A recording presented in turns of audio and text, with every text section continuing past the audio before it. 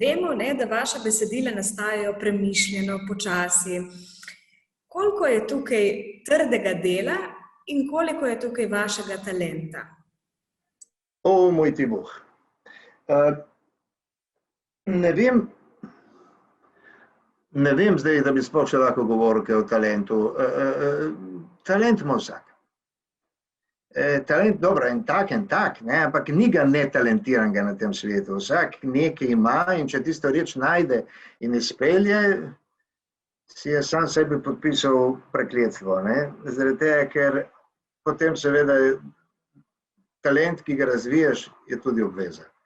Ne, je obveza, zmeraj razlagam ljudem, da je obveza do tistih, ki te možnosti nimajo. In zaradi tistih moraš ustvarjati. Ne. Zdaj pa, talent nič ne olajša in tudi jaz ne vidim več pri vsem tem talenta. Ni bilo nič, se pravi, nič z nebes dol ne pride, tudi zid lahko lejaš, kot če ješ, če ne boš vklopil možganskih vijuk, ne bo nič ratalo. In jaz mislim, da je seveda trdo delo. Pri vsakem. Tudi, ko gledaš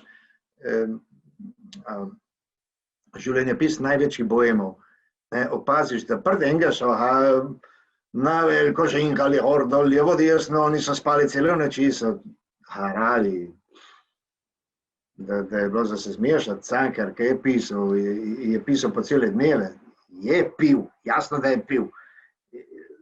Ma zjutraj je z mačkom pisal, zato mogoče včasih malo depresiven,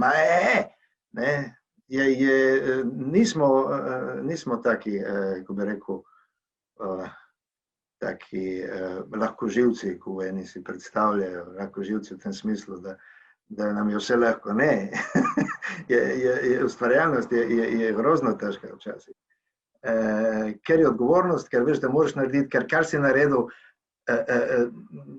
ti daje še posebno komando, da moraš delati še naprej, boš šel naprej, ogromno razočaran, ogromno preklinjal sem ga sebe, da ne morem reči, v bistvu je to trdo garanje, se pravi, nismo lahko živci, polomimo dosti krat, samo, kadar mi lomimo, se bolj vidi, samo to je, če pa nič več, ko si ostali.